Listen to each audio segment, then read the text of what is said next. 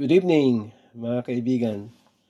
Ngayon, nagluto tayo ng sinigang na salmon with hipon. Okay? Nilagyan natin ng hipon. Hindi naman magreklamo yan kahit ano lagay nyo dyan.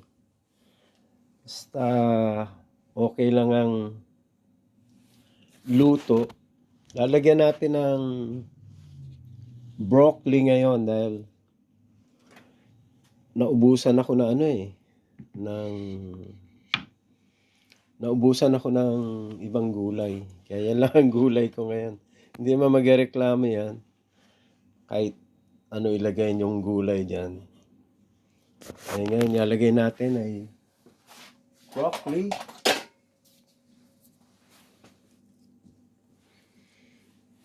Ang masarap sa broccoli, konting kulo lang. Huwag nyong sosobra ng kulo.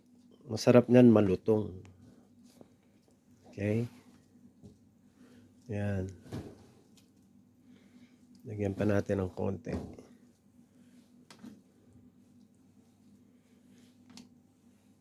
Tapos pag kulo niyan, we're gonna turn it off. Ano yan? 30 minutes lang yan. Ginamitan ko lang ng panigang. Ang ginamit ko pa nga yung may gabi. Okay, kaya yan, lagyan natin ng ilaw. Yan, sinigang na salmon with shrimp and broccoli. Okay? Tapos, ang pangalawang ulam natin ay, kung tawagin sa Malabon yan ay sumpia. Iba tawagin lumpia. Okay? Sauce niyan. Ayan. Vinegar with soy sauce with onion and garlic. Ayan.